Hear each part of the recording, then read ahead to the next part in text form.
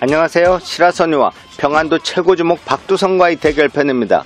좋아요와 구독 부탁드립니다.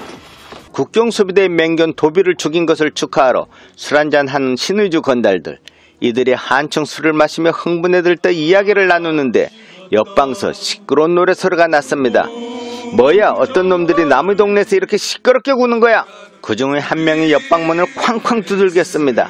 사실 도비놀이 대부분이 그 동네의 건달들이었고 시끄럽게 구는 옆방의 방문을 치는 것은 당연한 일이었습니다. 뭐야, 어느 놈이 문을 두드려? 몸이 근질근질한가 보지?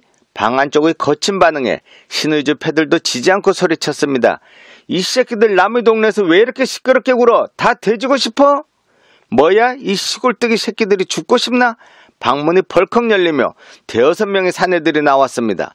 대판 한판 붙을 기세로 양측의 분위기가 험악해질 무렵, 너 경식이 아니야? 오, 용수야, 내가 신의주에는 웬일이냐? 봉천 가는 길에 술 한잔하러 잠깐 들렸지 뭐냐? 야야야, 모두 같이 한잔하자. 한판할 것 같던 분위기가 싱겁게 끝나고 또 다른 술판이 벌어졌습니다. 한창 분위기가 무르익어갈 무렵 평양 출신들 중 하나가 말했습니다. 우리 평양에는 난다긴다는 주먹 형님들이 많다고. 평양의 이화룡, 안주의 박두성, 그야말로 기라성 같은 형님들이지 경성에서 온 통뼈들도 모조리 나가 떨어져. 이들의 말투는 신의주를 변방의 시골쯤으로 여기고 은근히 무시하는 말투였습니다. 그 중에서 누가 제일 세디? 구석에서 묵묵히 술을 마시던 시라소니가 물었습니다. 그야 안주의 박두성 형님이지. 그 형님 박치기야 천하일품이지. 이 말에 평양 패들이 격하게 공감했습니다. 박두성, 안주의 청천강변에 살았던 박두성은 썰물로 배가 모래바닥에 올라앉으면 밧줄을 걸어 물가로 배를 끌어내릴 정도로 힘이 천하장사여서 씨름판에서 받은 황소만도 수십 마리라고 전해 내려오는데 거기다 스피드의 강펀치까지 겸비해서 평양의 이화룡과 용강의 아홉기 등의 위급이라고 할 수 있는 인물이었습니다. 한번 찾아가 봐야겠군. 시라소니의 독백에 그러게 주먹 좀 쓴다면 가서 미리 인사드리는 것도 좋을 걸세. 뭐라면 내가 소개시켜주고. 소개는 뭘, 붙어보면 알걸. 시라소니의 마지막 독백을 그들은 듣지 못했습니다. 그로부터 며칠 후 시라소니는 안주행 기차에 올랐습니다.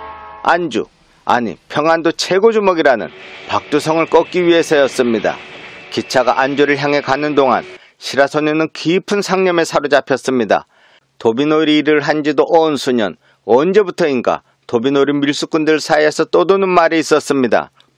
히카리 열차가 국경을 넘어 중국 쪽에서 뛰어내릴 때 갈대숲에서 튀어나온 일단의 무리들에게 짐을 강탈당하는 일들이 잦았고 어설픈 중국말을 쓰는 그 강도들이 중국인이 아닐 거라는 의심이 있었는데 나중에 밝혀진 사실은 그들이 중국인으로 가장한 조선 사람이라는 것과 바로 안주 박두성의 부하들이란 확인되지 않은 소문이 떠들고 있었습니다.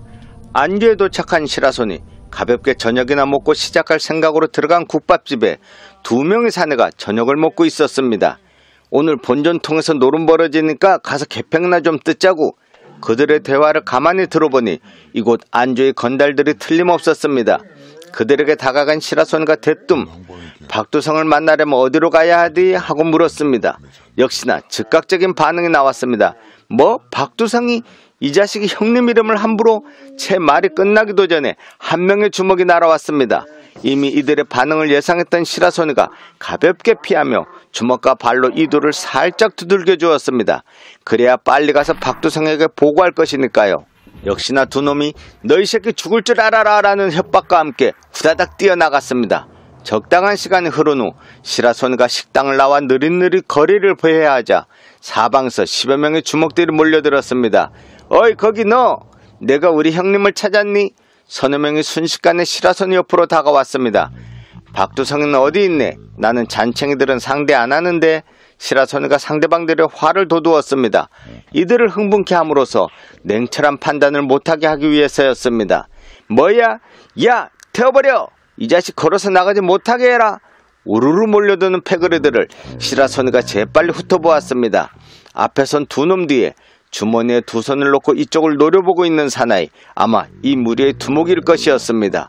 그가 주머니에서 손을 빼서 가슴 속으로 들어간 것과 동시에 시라소니 몸이 날았습니다. 앞에서 놈의 어깨를 짚으며 뒤에 덩치를 그대로 질러버렸습니다. 그리고 쓰러진 그의 가슴을 한 발로 밟고 소리쳤습니다. 가서 박두성이한테 전하라우. 신의주에서 시라소니가 찾아왔다고. 저 앞 철로변에서 기다리겠다. 이 말만을 남긴 채 저벅저벅 앞에 선 놈의 어깨를 밀치며 나왔습니다. 아주 멀리서 안주역의 불빛이 비치는 철로변. 시라소니의 마음이 약간 떨렸습니다. 내가 과연 평안도 최고 주먹이라는 박두성을 깰 수 있을까? 이런저런 상념에 빠져있을 때 여러 사람의 발자국 소리가 들리기 시작했습니다. 시라소니가 주먹을 한번 꾹 쥐어보았습니다. 호롤단신, 오직 박두성을 꺾을 생각으로 안주로 온 시라소니가 안주역 철길 옆에서 기다린 지 1시간여. 발자국 소리와 함께 한 무리의 사내들이 몰려왔습니다. 그 가운데 다른 사람들보다 머리 하나는 더 있는 사나이. 그가 말했습니다. 내가 날 찾았나? 위험 있는 표정과 굵은 목소리, 진정한 사나이의 모습이었습니다. 내래 신의주의 시라소니라고 합니다. 형세가 하도 세다고 해서 한번 얼마나 센가 보러 왔수다. 그리고 정중히 부탁하는데 불쌍한 도비놀이 패거리들은 건드리지 마시오. 박두성이 무슨 소리 하는 거야? 라는 듯 갸우뚱하는 표정을 지었습니다. 옆에 섰던 덩치 얼굴에 난감한 표정이 스치는 것을 시라소니는 놓치지 않았습니다. 마주선 두 주먹, 시라소니와 박두성. 역시나 박두성은 오랜 경험과 실력으로 자신감이 있었습니다. 여기까지 찾아온 용기를 봐서 상대는 해주겠는데 팔이나 다리 하나쯤은 부러져야 할 거야. 겉옷을 벗는 박두성의 가슴이 엄청났습니다. 씨름을 수십 마리 탔다는 그의 체격과 소뚜껑만한 주먹, 그리고 둘러선 무리들이 살깃뛴 눈초리들. 시라소니가 주변 상황 파악을 마쳤습니다. 멀리서 안주역에서 출발하는 기차의 기적소리가 났습니다. 신의주행 밤열차가 출발할 모양이었습니다. 고준역 한밤, 멀리서 들려오는 기적소리. 시라소니는 가만히 가로등 불빛을 등지고 섰습니다. 선빵을 날릴까? 아니면 공격을 기다렸다가 카운터를 날릴까?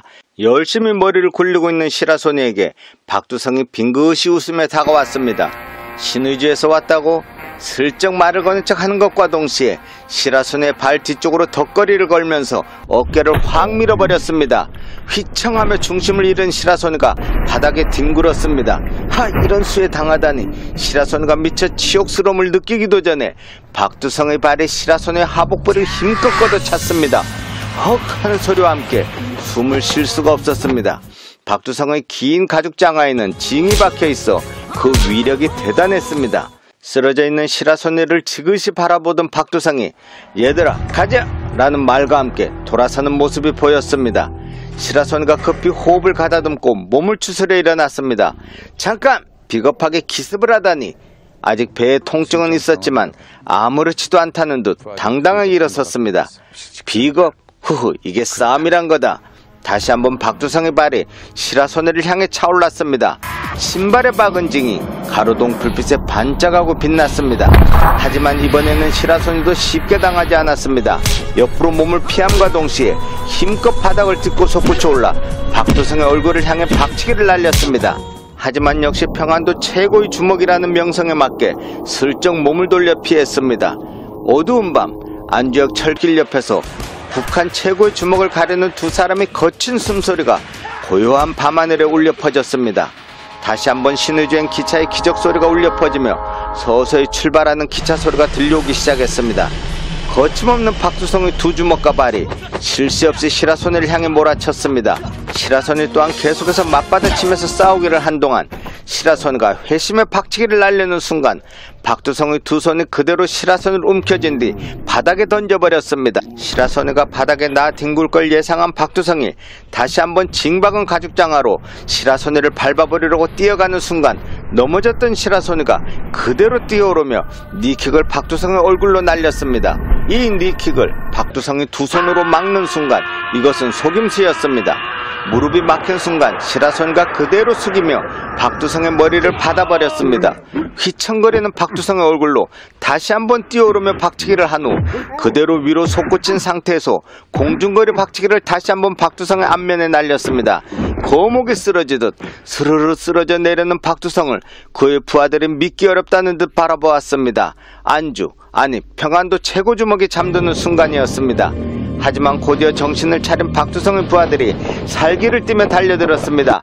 잡아라! 저 자식 죽여버려! 10여 명의 사내들이 시라소니를 해치우려 몰려드는 것과 같이하여 기적소리와 함께 신의주행 기차가 속도를 붙이며 안지역을 빠져나오고 있었습니다. 시라소니도 기차와 함께 뛰었습니다. 앞을 막아서는 박두성의 부하 2명을 그대로 주먹과 발로 차버리며 기차에 오른 시라소니, 뒤따라 뛰어오던 박두성의 부하들이 서서히 멀어져 가고 있었습니다. 기차 난간에서 밤바람을 맞으며 서있던 시라소니가 맹견 도비에 이어 박두성까지 제압한 사실에 가슴이 뿌듯해졌습니다.